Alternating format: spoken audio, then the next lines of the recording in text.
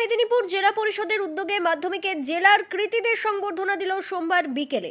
মাধ্যমিক পরীক্ষায় কৃতী ছাত্রছাত্রীদের সম্মান জানাতে বিশেষ সংবর্ধনার আয়োজন করল পূর্ব মেদিনীপুর জেলা পরিষদ। নিমতৌড়িতে জেলা পরিষদের সতীশ সামন্ত সভাকক্ষে এক অনুষ্ঠান। রাজ্য স্তরের দশম স্থান অধিকারীদের মধ্যে জেলার 7 জন কৃতী এবং মাদ্রাসা বোর্ডের 3 জন পরীক্ষায় জেলার মধ্যে সর্বোচ্চ নম্বরপ্রাপ্ত 3 জন কৃতী ছাত্রছাত্রীকে সংবর্ধনা দেওয়া হয়। জেলার টপারদের হাতে স্কুল ব্যাগ, স্মারক, স্মার্ট ওয়াচ উপহার তুলে দেওয়া হয়। রাজ্যের মধ্যে চতুর্থ স্থানে কাথি মডেল ইনস্টিটিউশনের সুপ্রতীক মান্না, রাজ্যে নবম স্থান অধিকারী কৌশিক জানা, রাজ্যে দশম স্থান অধিকারী দ্যুতিময় মণ্ডল, বিরুদ্ধ সামন্ত, সোহম সাত্রা, সায়ন বেজ, সমন্বয় দাস এছাড়া মাদ্রাসার 3 জনকেও সম্মানিত করা হয়।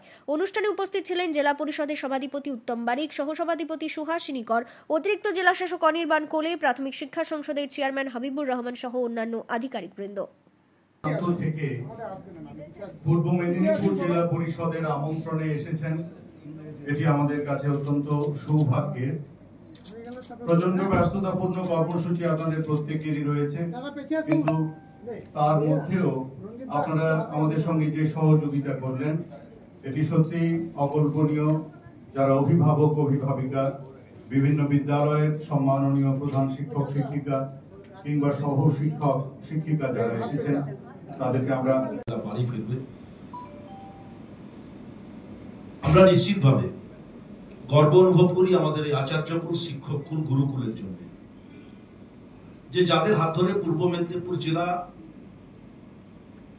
সারা বাংলার সমস্ত জেলাকে পেছনে ফেলে, এমনকি বাংলার প্রাণকেন্দ্র রাজধানী শহর কলকাতার জেলাকে পেছনে ফেলে শিক্ষার আনুপাতিক হার 1 নম্বর স্থান পর্যন্ত পৌঁছে দিয়েছেন। আমাদের ছেলে মেয়েদেরকে উপযুক্ত আদর্শ পুঁথিগত শিক্ষায় শিক্ষিত করেছে।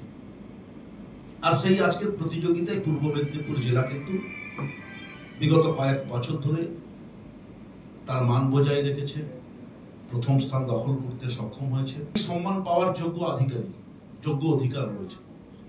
হয়তো এই ধরনের গুণগত মান করতে পারেনি, 2-1 নম্বরের জন্য হয়তো পেছনে আছে।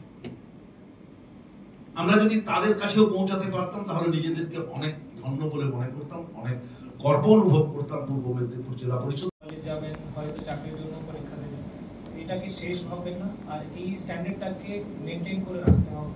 আর এর সঙ্গে আর একটা কথা যেটা সবাই বলেছে এর আগে, আমিও জাস্ট ওটাকেই আর একটু আপনাদেরকে বলে ওর ইম্পর্টেন্সটা আপনাদেরকে জানাতে চাইছি, যে আপনারা শিক্ষা নিচ্ছেন ঠিকই, কিন্তু ওই শিক্ষার আসল পরীক্ষা হবে যখন আপনি একজন সিটিজেন হয়ে সমাজের মধ্যে আসবেন, চাকরি করবেন, কাজ করবেন। তখন কিন্তু এটা মনে রাখবেন যে আপনার কাজ বা আপনি যা ডিসিশনগুলো নিচ্ছেন সেটা শুধু আপনার জন্য যেন না হয়। আপনার জীবন তো সাফল্য হোক, কিন্তু তার সঙ্গে আশেপাশে যারা আছেন, আমাদের সমাজে যারা থাকেন, তাদেরকে ওটা একটু পজিটিভ ভাবে যেন ইম্প্যাক্ট করে। এই কথাটাই জাস্ট মনে রাখবেন।